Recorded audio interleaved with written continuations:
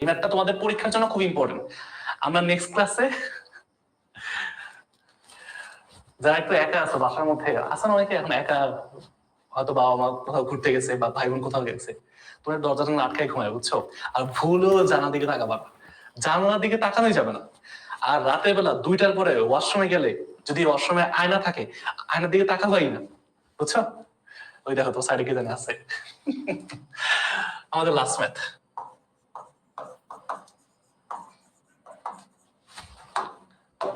ঠিক আছে? দেখো, আর একজন পাইছে, একজন না কয়েকজন পাইছে যারা ভয় পায় না। তোমরা তো জোস, তোমরা রাতের বেলা 2টা বাজে কবরস্থানে যে ঘুরে এসো, ভালো, দোয়া করে আসবা। আচ্ছা, এটা আমাদের লাস্ট ম্যাথ। হ্যাঁ, তারপর হচ্ছে আমরা ক্লাস শেষ করে দিব। একদম সহজ, একদম সহজ। 2টা ভিন্ন উৎস, 2টা, তোমাদের ভয়টা একটু কাটাই, হ্যাঁ, নাহলে আবার এখন বলবা যে ভাই ভয় দেখা বাদ দিয়ে দিচ্ছেন। 2টা ভিন্ন উৎস মানে কি? ভিন্ন ভিন্ন উৎস মানে কি? ধরো 1 নাম্বার উৎস, 2 নাম্বার উৎস, তার মানে এদের কম্পাঙ্ক ভিন্ন ভিন্ন। কম্পাঙ্ক মানে কি জানো? এফ ভিন্ন। যখন উৎস ভিন্ন, উৎস মানে কি ভাই? যেখান থেকে শব্দ উৎপন্ন হয়, যেখান থেকে শব্দ উৎপন্ন হয়। আরে তো শোনা যাইতেছে না, আরে দেখছো? এবার ঠিক আছে। এফ, আচ্ছা এটা তো এফ বা কম্পাঙ্ক ভিন্ন হয় যখন উৎস ভিন্ন হয়, তার মানে কম্পাঙ্ক ভিন্ন হবে। আচ্ছা, তার মানে কম্পাঙ্ক দেওয়া আছে এবং বলা আছে তরঙ্গ দৈর্ঘ্যের পার্থক্য এত, বিয়োগফলটা দেওয়া আছে, ঠিক আছে? প্রথম মাধ্যমে শব্দের বেগ নির্ণয় করো। এবং এইখানে ভাইয়া একটু বুঝো, তোমার কি আর কোনো মাধ্যম দেওয়া আছে? তোমার কি আর কোনো মাধ্যম দেওয়া আছে তোমার এখানে? তো আমরা যেহেতু মানে 2টা ভিন্ন উৎস থেকে শব্দ, বাট এখানে কোনো মাধ্যমের ডিফারেন্স বলা নাই, হ্যাঁ, আমরা ধরে নিব এদের মাধ্যম সেম। আমরা ধরে নিব এদের এদের মাধ্যম একই। মাধ্যম মানে কি? যেখানে এরা আছে এদের মাধ্যম একই। মাধ্যম মানে কি ভাই? যেখানে শব্দের এটা উৎসটা আছে, কোন মানে শব্দ একটা স্পিকার হইতে পারে, মানুষ হইতে পারে। তো এখন মাধ্যম যদি এক হয়, মাধ্যম একই হইলে, এটা আমি আগে অনেকবার বলছি, মাধ্যম সেম হইলে বেগও সেম থাকে, ওই মাধ্যমের বেগও সেম থাকবে। আর উৎস যদি মানে সেম হয় তাহলে কম্পাঙ্ক সেম, উৎস যদি ভিন্ন ভিন্ন হয় তাহলে কম্পাঙ্ক ভিন্ন ভিন্ন। দুটো কথা একটু মাথায় রেখো, ঠিক আছে? তাহলে এখন এই জিনিসটা আমরা করতে পারবো না। দেখো হ্যাঁ, ধরলাম ভি সমান সমান এফ ল্যামডা 1 নাম্বার সমীকরণের জন্য, যেখানে ভি টু ভাই সেম, তাই না?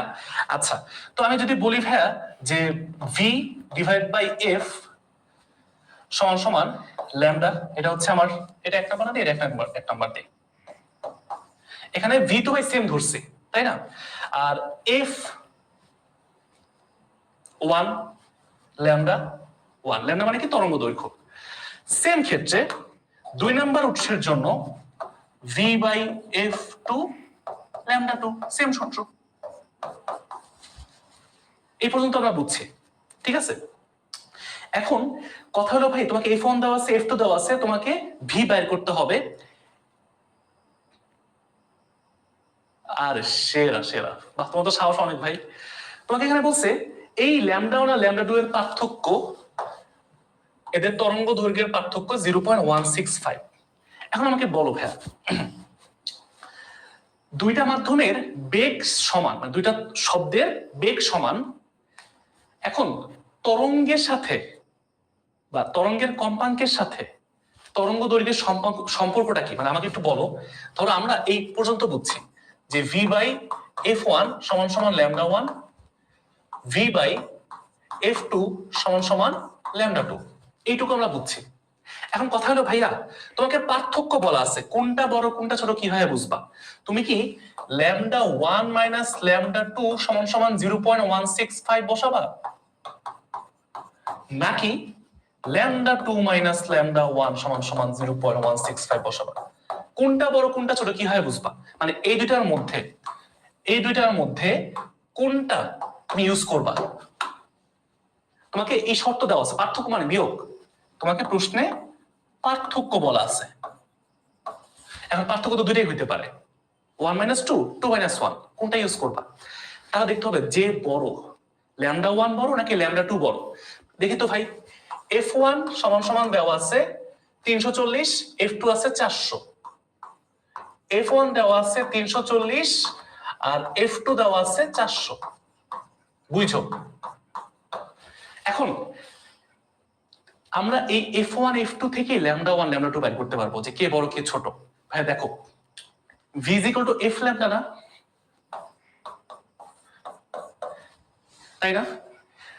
যদি v কনস্ট্যান্ট হয় বা ধ্রুবক হয় তাহলে f সমানুপাতিক 1 বাই ল্যামডা, অর্থাৎ এরা আসলে বিপরীত সম্পর্ক। এদের কি ভাই সম্পর্কটা? বিপরীত। যার কম্পাঙ্ক বড় তার তরঙ্গ দৈর্ঘ্য ছোট। বুঝতে পারছি? এটা জাস্ট মাথা রাখবা, যার কম্পাঙ্ক বেশি তার তরঙ্গ দৈর্ঘ্য ছোট। এখন বলো কে বড়, f1 বড় না f2 বড়? অবশ্যই f2 বড়। যদি f2 বড় হয় তাহলে ল্যামডা 2 ছোট হবে। বুঝো নাই? আবার বলি, কম্পাঙ্কের সাথে তরঙ্গ দৈর্ঘ্যের সম্পর্ক হচ্ছে ব্যস্তানুপাতিক। কম্পাঙ্ক যদি বেশি হয় তরঙ্গ দৈর্ঘ্য কম হবে। তাহলে যেটা এক্ষেত্রে দেখতে পারতেছি f2 is greater than f1, তাহলে তরঙ্গ দৈর্ঘ্যের ক্ষেত্রে কি হবে? উল্টা, lambda 1 is greater than lambda 2। দেখো, তরঙ্গ যদি একটু বড় হয় ল্যামডা তাহলে 1 বড়, তাহলে বড় থেকে ছোটটা বিয়োগ করতে পারি। এই জন্য আমরা এখান থেকে ল্যামডা 1 মাইনাস ল্যামডা 2 সমান সমান 0.165 ইজিলি বসাতে পারি। এটা হচ্ছে আমার শর্ত। প্রশ্নে বলা আছে এটা হচ্ছে আমার শর্ত। তরঙ্গ দৈর্ঘ্যের পার্থক্য খুব বুঝলাম না। আচ্ছা আবার বলি, এগুলো তো বুঝছো, সূত্র থেকে আসছে, বেগ সেম। আচ্ছা, কম্পাঙ্কের সাথে তরঙ্গ দৈর্ঘ্যের সম্পর্ক হচ্ছে ব্যস্তানুপাতিক। এখন আমাকে প্রশ্নে বলা আছে তরঙ্গ দৈর্ঘ্যের পার্থক্য, দুইটা উৎসের শব্দের তরঙ্গ দৈর্ঘ্যের পার্থক্য এত। এখন আমি কার থেকে কারে বিয়োগ করব? পার্থক্য মানে তো বিয়োগফল না, বড় থেকে ছোটটা বিয়োগ করতে হবে। তাহলে বড়কে 1 নাম্বার উৎস নাকি 2 নাম্বার উৎস, কার তরঙ্গ দৈর্ঘ্য বড়? দেখলাম যার কম্পাঙ্ক বড় তার তরঙ্গ দৈর্ঘ্য ছোট হয়, মানে উল্টা হয়। এই জন্য যেহেতু f2 বড় তাহলে ল্যামডা 2 ছোট, এই জন্য ল্যামডা 2 কে বিয়োগ করছি, মানে ছোটটাকে পরে রাখছি বড়টাকে আগে রাখছি। এইটাই প্রশ্ন দেওয়া আছে, পার্থক্য 0.165। এখন তাহলে তুমি এখানে ল্যামডা 1 এর জায়গায় বসায় দাও, কত কই গেল? যে b by f1, v by, আরে মুরছি একটা যার একটা, v by f1 minus v by f2 সমান সমান 0.165। তাহলে এখন এখান থেকে যদি v কমন নাও তাহলে 1 by f1 minus 1 by f2 সমান সমান 0.165। তাহলে এখন এখান থেকে v এর মানটা বের করে ফেলো, সব কম্পাঙ্কের মান সব দেওয়া হইতো আছে। দেখো কত আসে, এই f1 এর মান বসাও। প্রশ্নে বলা আছে ভাই, সব প্রশ্নে বলা আছে 340, f2 আছে কত 400, বসায় দাও। 0.165 ডিভাইড বাই 340 400, ক্যালকুলেশন করো, যেটা পাবা এটাই উত্তর। দেখো v এর মান কত আসছে, দেখো v এর মান কত আসছে।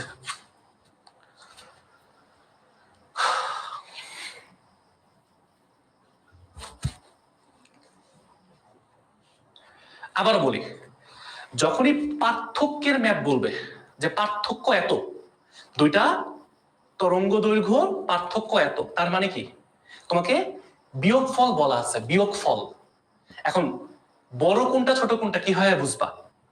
ওইটা বোঝার জন্যই এটা দেখাইছে যে কম্পাঙ্ক যার বড় তরঙ্গ দৈর্ঘ্য তার ছোট, কম্পাঙ্ক যার ছোট তরঙ্গ দৈর্ঘ্য তার বড়। ওইখান থেকে দেখছি কম্পাঙ্ক বড় কার, F2, তার মানে 2 নাম্বার উৎসের কম্পাঙ্ক যেহেতু বড় তার মানে 2 নাম্বার উৎসের তরঙ্গ ছোট, এই জন্য আমি 2 নাম্বার উৎসকে পরে লিখছি। এটাই ঠিক আছে।